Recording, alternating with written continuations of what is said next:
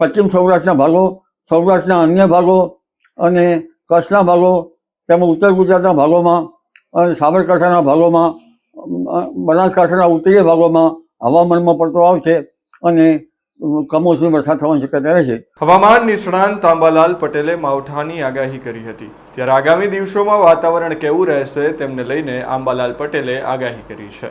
નમસ્કાર, સ્વરાજમાં હું મયુર, સ્વાગત છે આપનું. આંબાલાલ પટેલે આગાહી કરતા કહ્યું કે ઉત્તર ગુજરાતના લઘુત્તમ તાપમાન 9 ડિગ્રીથી ઓછું રહેવાની શક્યતાઓ છે. અમદાવાદ, ગાંધીનગરના ભાગોમાં 11 થી 12 ડિગ્રી તાપમાન રહેશે. તેમજ દેશના ઉત્તર પ્રદેશોમાં ભારે હિમવર્ષા અને વાવાઝોડું રહેવાની શક્યતાઓ દર્શાવી છે. પશ્ચિમ સૌરાષ્ટ્રના ભાગો, કચ્છના ભાગે, બનાસકાંઠા તેમજ અન્ય ભાગોમાં હવામાન પલટો આવવાની શક્યતા તેમણે વ્યક્ત કરી છે. વલસાડ તેમજ આજુબાજુના વિસ્તારમાં ઠંડી રહેશે. આ સિઝનનો સ્ટ્રોંગ પશ્ચિમી વિક્ષેપ છે. રાજસ્થાનના ભાગો, ઉત્તર ભારતના ભાગોમાં હિમવર્ષા થવાની શક્યતાઓ તેમણે વ્યક્ત કરી છે. ગુજરાતમાં 24 અને 25 તારીખમાં તેની અસર આવી શકે છે. એમજીઓ અને લાલીઓની અસર સમુદ્રમાં પેરામીટરની સક્રિયતા જોવા મળે છે. પશ્ચિમી વિક્ષેપ અર્જી થતાં સાબરકાંઠા, અમદાવાદ, ગાંધીનગરના ભાગોમાં હવામાનમાં પલટો આવવાની શક્યતા તેમણે વ્યક્ત કરી છે. તેમજ દક્ષિણ ગુજરાતના ભાગોમાં હવામાન બદલાઈ શકે છે. જીરું કે અન્ય પાકોમાં પણ રોગ આવવાની પૂરેપૂરી શક્યતાઓ આંબાલાલ પટેલે વ્યક્ત કરી છે. ખેડૂત ભાઈઓએ પાક સંરક્ષણના પગલાં લેવા પણ તેમણે કહ્યું છે. આજથી પવનની ગતિવિધિની શક્યતાઓ શરૂ થઈ જશે. 8 ફેબ્રુઆરીએ વાદળછાયું વાતાવરણ રહેવાની શક્યતા છે. 12મી ફેબ્રુઆરીએ હવામાનમાં પલટો, ત્યારબાદ 23 ફેબ્રુઆરીએ પણ હવામાનમાં પલટો આવશે. ફેબ્રુઆરીમાં હિમવર્ષા થવાની પૂરેપૂરી શક્યતાઓ તેમણે વ્યક્ત કરી છે. હિન્દ મહાસાગરમાં પણ પશ્ચિમી વિક્ષેપની અસર રહેશે. ત્યારે વધુમાં હવામાન નિષ્ણાંત આંબાલાલ પટેલે શું કહ્યું, આવો સાંભળીએ. હવે આગામી પશ્ચિમ વિક્ષોભ, આ સિઝનનો સ્ટ્રોંગ પશ્ચિમ વિક્ષોભ આવી રહ્યો છે.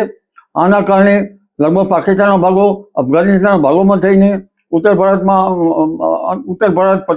આવવાની શક્યતા રહેતા હવામાનમાં પલટો આવવાની શક્યતા રહે છે. દેશના ઉત્તરીય પર્વતીય પ્રદેશોમાં ભારે હિમવર્ષા, પવનના તોફાનો અને કમોસમી વરસાદ થવાની શક્યતા રહે છે.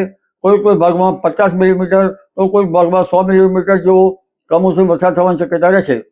એ ઉત્તર પશ્ચિમના ભાગોમાં એક સાયક્લોનિક સર્ક્યુલેશન રચાતા અરબ સાગરનો ભેજ લગભગ પશ્ચિમ વિક્ષોભમાં ભળી જશે. એટલે અરબ સાગરના ભેજના કારણે પશ્ચિમ સૌરાષ્ટ્રના ભાગો, સૌરાષ્ટ્રના અન્ય ભાગો અને કચ્છના ભાગો, તેમજ ઉત્તર ગુજરાતના ભાગોમાં અને સાબરકાંઠાના ભાગોમાં, બનાસકાંઠાના ઉત્તરીય ભાગોમાં હવામાનમાં પલટો આવશે અને કમોસમી વરસાદ થવાની શક્યતા રહેશે.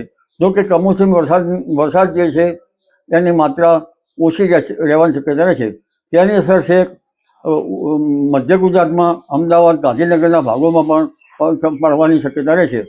એટલે દક્ષિણ ગુજરાતના ભાગો પણ પ્રભાવિત થશે બંગાળ ઉપસાગરનો ભેજ અને અરબ સાગરના ભેજના લીધે મર્જ થતા.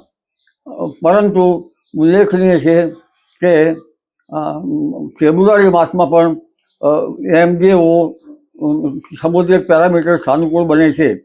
આ ઉપરાંત લા નીનોની અસર કમજોર થતાં ન્યુટ્રલ બને છે અને ઇન્ડિયન ઓશન ડાયપોલ પણ તટસ્થ રહેવાની શક્યતા રહેશે. એટલે સમુદ્રિક પેરામીટરોની સાનુકૂળતાના લીધે, એમજીઓની સાનુકૂળતાના લીધે ફેબ્રુઆરી માસમાં પણ હવામાનમાં વારંવાર પલટા આવી શકે અને ફેબ્રુઆરી માસ પણ કમોસમી વરસાદની શક્યતા રહે, જેમાં ગુજરાતના ભાગો સુધી પણ તેની અસર થવાની શક્યતા રહે. જી.